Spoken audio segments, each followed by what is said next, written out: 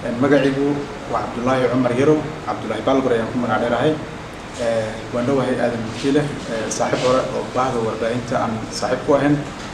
soo dhow waayahay aad baa mahadsan tahay mudane Cabdullaahi Balgore su'aasha ugu horeysa aan ku weydiinayo waxay tahay goorma ay kugu dhashay fikirkan ah inaad u istaagto xilka MCA-ga Dadaab Board aad waa mahadsan tahay waan salaamayaa adiga iyo baahda 5 Somali TV inaan kursiga u istaago waxay ku dhalatay 2 sano ka hor tan intaas waxaan soo waday dadaalka in aan hanto kursiga MCA-ga Dadaab Board marka kursigan hamigiisu wuxuu ugu dhashay baan oran karaa muddo 2 sano hadda laga joogo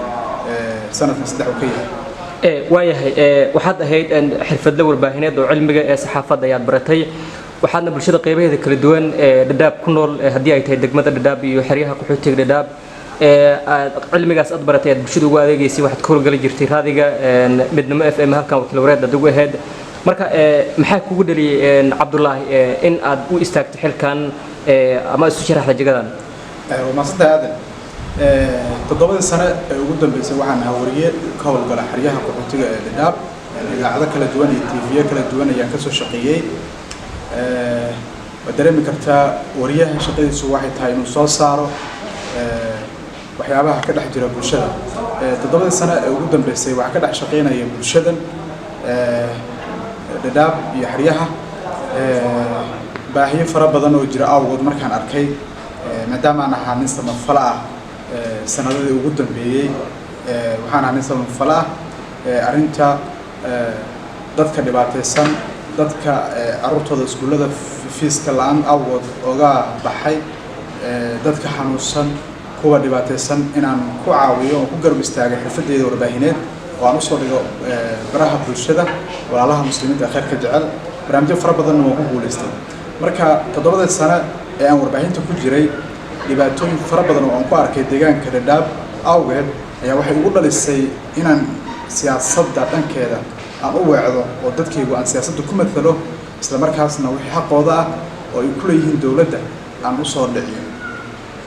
waayahay waa mahadsan tahay sida aad sheegtay muddadaasi 7 sano ee dheeraadka ee aad xeryaha qaxootiga Dadaab ka dhex shaqeynaysa isla markaana inta badan aad diiradda saaraysay soo gudbinta dabcan dadka codkooda ama maqalkooda u liito sida aad sheegtay aad codkaada ku garab istaagtay markaad aragtay waxyaabo kala gedisan ayaad xilkan u istaagtay marka maxay yihiin waxyaabaha ugu waaweyn ee aad jeceshahay inaad wax ka bedesho nolosha bulshada degmada Dadaab haddii aad ku guuleysato xilkan aad hadda u taagan tahay horta dhibaatooyin fara badan baa ka jiray deegaanka iyadoo aan isoran karo hadda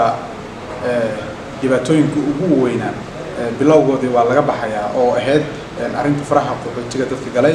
ama double registration ka hadda sida loo yaqaano alxamdulillah kuura fara badan kabaadooyin fara badan la helay maanta dadku waxay moodaa in caqabada horta ugu weyneed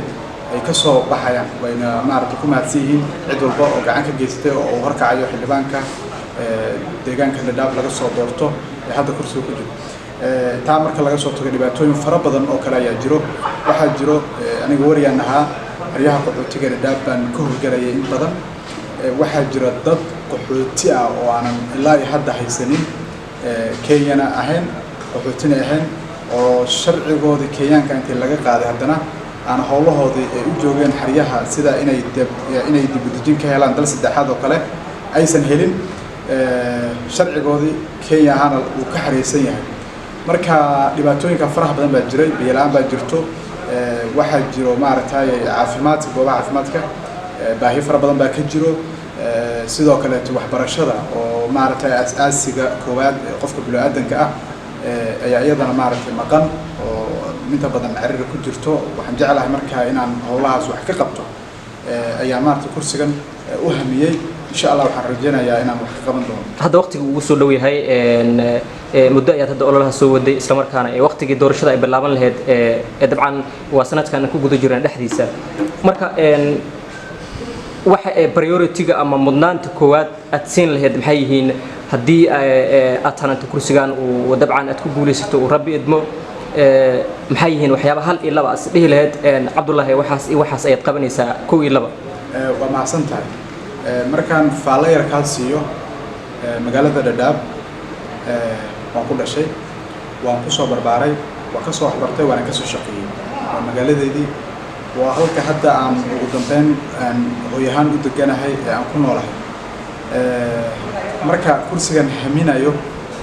ma ihi nin meel kale ka imid oo rabo kursigan in uu markuu helo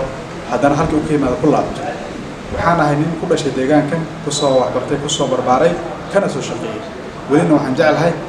sidii markaan 7 sano wariyaha aan uga dhex shaqeynay deegaankaygii inaan weli uga dhex shaqeeyo marka la soo doorto kursigan waxyaabaha ugu muhiimsan ee aan rabay inaan wax ka qabto waxa ka mid ah biyaha waxbarashada caafimaadka horumarinta dadka danyarta ah dadka danyarta markaan ku leeyahay waxa weeye dhalinyarada iyo hooyooyinka iyo maartay in la helo lacagaha maartay dadka howlgabka ah ee waayeelada ay helaan iyo waxyaabo fara badan oo la mid ah inaan deegaankayga maartay siiyo aniga madaxii lacag hal igu doorto oo lacag ma haystin madaxii hal igu doorto lacag aan wato oo leeyahay dadkii waan ku gadan karaan ma haystin kaliya waxaan wato waxa weeye manifesto iyo agendooyin aan doonayo in dadkaygii aan baahiyaha qabaan wax uga bedelo waxaan jeclahay dadka deegaanka Dadaab inay ugu dooran doonaan agendaha iyo manifestooyinka aan wato ee doonayo inaan wax kaga bedelo baahida deegaanka jirto markaan taa ka soo tago wax hadda ballanqaad ah oo aan sameyn karo ma jiro marka laga reebo waxa Ilaahay ugu ogyahay xaqooda ah ee dadka deegaanka Dadaab ay ku leeyihiin countiga ama ismaamulka dowlad goboleedka Gaarisa ay ku leeyihiin xaqooda ah in uusan meel kale mari doonin in aan dadaal doono oo wax alla wixii ay xaq u leeyihiin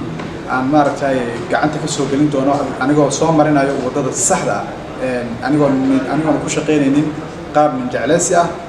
anigoo si cadaalad ah u matali doono dadkayga wax alla wixii xaqooda ah oo Ilaahay ugu ogyahay in wadada toosan uu soo mari doono oo sax ah oo si cadaalad ah midka ay doortay iyo midkaan ay dooraninba uu si cadaalad ah uu uga dhex muuqan doono waxyaabaha aan ka qabanayo deegaanka Dadaab aragti sidee ah ama feedback noocee ayaad ka heshay bulshada qeybaheeda kala duwan ma soo dhaweeyeen arrinkan ah inaad xilkan u istaagtay wallahi runtii aniga siyaasadda marka hore wariyaan ahaa inta badan markaan samafalaha ahaa oo muslimiin fara badan baraha bulshada wad ku jirtaan aan caawiyay oo kaliya anigoo camera wato oo wariye ah aan dad muslimiin oo fara badan baahiyooyin kala duwan oo qabeen aan ka kaafiyay oo maaragtay wax qabad fara badan u muujiyay ayay dadka deegaanka dhalinyaradii culumadiinkii odayaashii maaragtay ugu dhiirigeliyeen inaan wax qaban karo aan mudanahay inaan u soo istaago kursi kamid ah kuraasta deegaanka Dadaab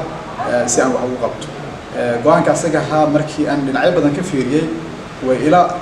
ekaatay wana masawa ila qumanaatay inaan kursi u tartamo waana mid ugu wanaagsan inaan kursi u tartamo dadkii markaan u bandhigtay oo u sheegay dadka deegaanka Dadaab ku nool guud ahaan dhamaantood wadadaan soo gareeno sababtoo aan deegaanka ku dhashay baan ahay ku soo waxbartay ka soo shaqeeyay muddo badanna dadkan waqti la soo qaatay aan ahay marka waxaan dadkii markaan u soo bandhigtay arintayda aad bay ugu soo dhaweeyeen way ugu taageereen ugu garab istaageen ilaa iyo waqti xaadirkan waa lagu garab taagan yahay in kursigan aan u tartamo rajaduna aad bay maaragtay u wanaagsan tahay waxaan rajaynayaa haddii Ilaahay yiraahdo kullu qofkii markii Ilaahay u qoro qofkii Ilaahay u qoro markuu soo galo laakiin aniga ahaantayda dadkay way soo dhaweeyeen wayna 100% way ii ballan qaadan inay codka ay siin doonaan kursigan aan ku guuleysan doono waa aad baan ugu rajaynayaa waayahay aad baad mahadsan tahay Cabdullaahi marka ilaa ay hadda rajadaada intee in leeg gaarsiisan tahay in aad ku guuleysatid kursigaad u taagan tahay runtii qofka markuu kursi sheegto wuxuu iska jecel yahay in uu ku guuleysto 100% ayaan ku oran karaa maanta rajadeydu way fiican tahay 100% waxaan rajaynayaa inaan kursi ku guuleysan doono walow cid Ilaahay u qoray ay ku guuleysan doonto laakiin aniga rajo ahaantayda iyo possibility-gayga iyo maaragtay qaabka aan rajaynayo waxay tahay inaan ku guuleysan doono 100% aan maaragtay dadkaygii reer Dadaabna aan ku matali doono kursigaas waayahay dad fara badan ayaa laga yaabaa dabcan ayna dhici kartaa in markii ay dabcan arkaan muuqaalkaaga oo u taagan tahay arrimaha siyaasadda aynu kugu ogaayeen howlo samafal oo aad hid suxuufi samafal ah ee deegaankan waqti badan ka shaqeynayay marka dadku waxay isweydiin karaan Cabdullaahi Talow miyuu iska dhaafi doonaa gabi haba ma joojin doona howlihiisa samafalka uu waday hadii marba uu siyaasadda dhex galay isoo uu sii wadi doonaa dadka fikirkaas qaba maxaa ugu jawaabi lahayd runaantii isku xirna mar waliba waxaan doonayo kaliya waxay taaniga inaan dadkaygaas caawiyo wax la qabto in alla intii aan ka awoodo wax u qabto hadda wax badan waan soo qabtay ilaahay wax badan way ugu guuleysiyay kaliya hadda waxaan doonayaa waxa way xasaanad aan haddana shaqada ku sii laba jibaaro ayaan raadinayaa xasaanada aan raadinayo waxay ku jirtaa in maaragtay kursigaas aan helo oo aan markaas xasaanad helo oo dadkayga wax u qabto haddii kursigan ilaahay ugu guuleeyo waa ku guuleystay haddii aan ku guuleysan waayo hawshayda halkeedii ayay ii taagan tahay kamana daalayo in dadkayga aan caawiyo oo garab taagnaado mar waliba taariikh 6 bisha labaad ay soo socoto ayay ku eg tahay cod jarista waana markii ugu dambeysay marka waxaa loo baahan yahay qof waliba in uu ka qayb qaato oo kuuraha goosto sababtoo ah markaad Kenyaan tahay xaq waxaad u leedahay in aad codka qaadatid oo dalkaagii aad maaragtay maalinka codaynta aad u codaysid qofka wax u qaban kara dalkaaga dadkaaga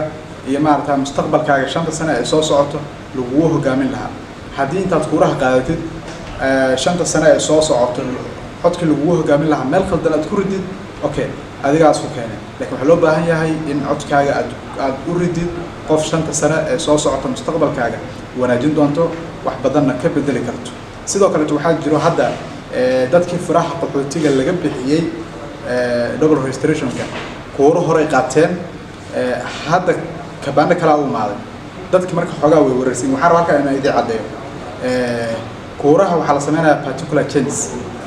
kuuri hore aqaad waxba kama jiro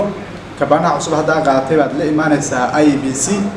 waxa wad bedelaysaa marka kabaani hore qad ka bixini kan cusub baad kuura kala maartay lagu bedeli oo aad ku goosani marka dadkii kuuraha hore qaatay